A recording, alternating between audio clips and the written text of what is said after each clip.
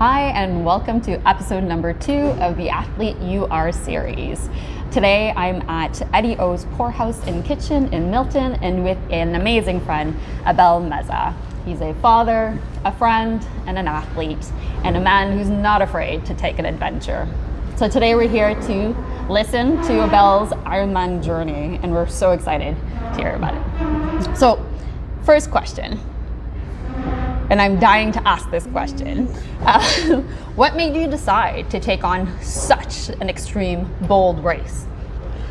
The truth is, I just wanted to see if I could do it. Wow, especially when there's so much available to you. There's, you can do a try to a triathlon, but no, an Ironman from couch to the finish line, Ironman. Yeah.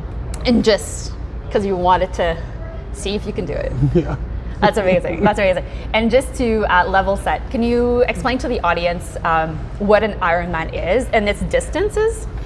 Okay, well, an Ironman is a 5-kilometer swim, a 180-kilometer bike ride, and a full marathon. Wow. That's insane, right? A full marathon in addition to a full-on bike ride and a huge Olympic-sized type swim. Yeah. Crazy. So, Abel, how do you even begin? Like, where do you start? As soon as you decided, yeah, I'm gonna do this, as soon as you woke up, what was your next steps? Did you do research? Did you look into a trainer? Well, the first step was to convince myself that I was ready to commit. Okay. I did some research, and I knew that the training was going to be the hard part. Okay. To remain committed throughout the process. Yeah. And I did find inspiration and support on a coworker. Okay.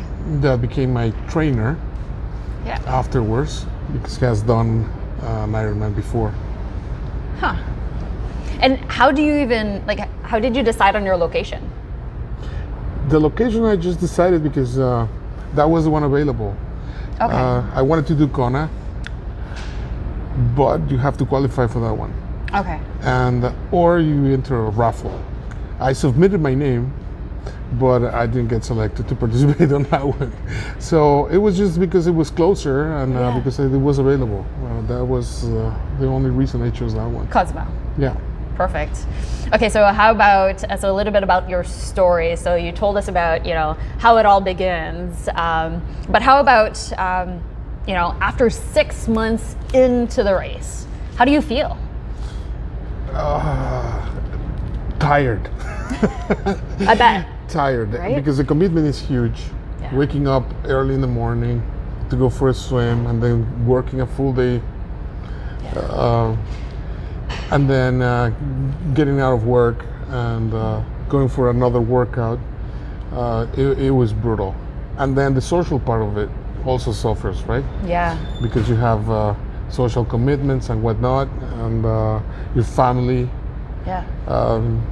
has to be on board and supportive of your effort, because you have to skip things here and there. There are things you can't do because you have a big workout the next day or things like that. So True. Yeah, Right? it was hard. How do you keep that mindset, right? Like, you're obviously motivated to that end goal because you set that goal, right?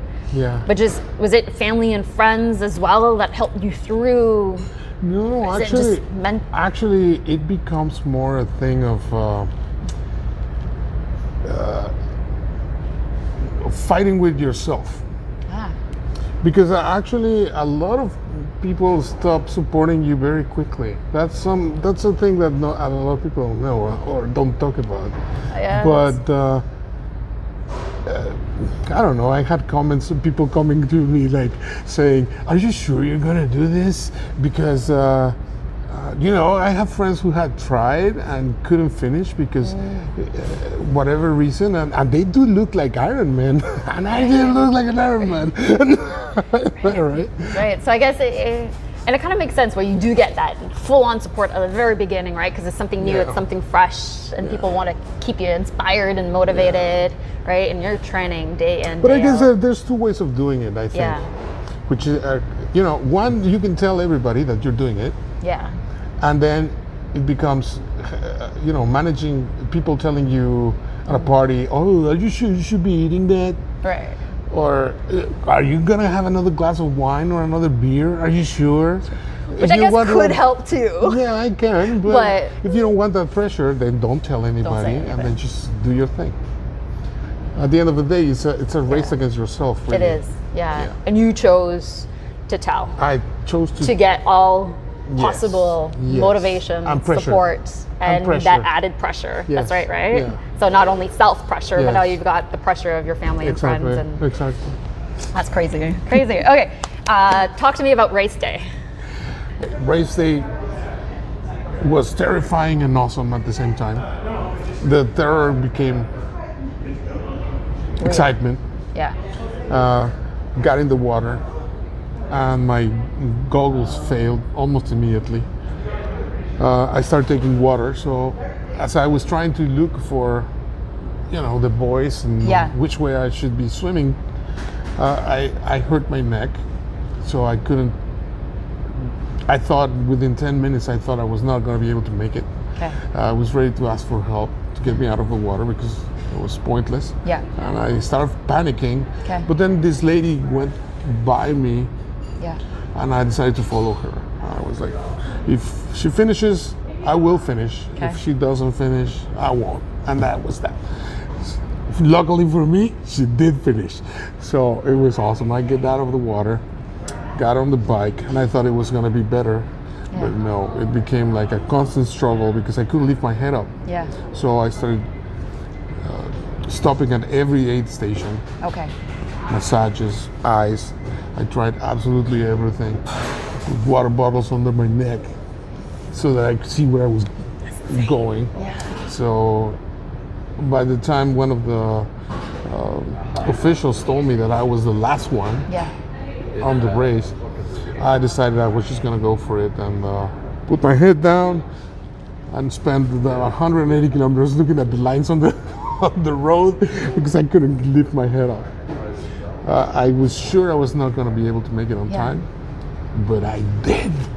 And it was awesome, and it sucked at the same time. Right. Because then I knew I had to run, which was brutal because my head was just bouncing all over the place. So let's fast track at the finish line. How do you feel? Walk us through the finish line.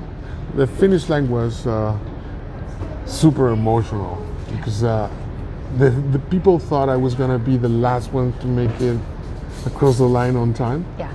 So there was mariachis going and people running with me and people were crying. It was super emotional. That's amazing. It was an amazing experience. The whole day was incredible. Yeah. Wow.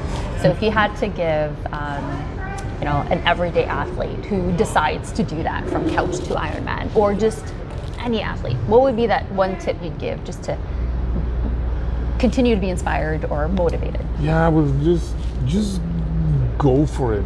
It's a very spiritual experience. Okay. You find a lot about yourself. You find the limits that you impose yourself. There's just illusions sometimes, and you can push through them, and find other limits that you never thought you could reach. So.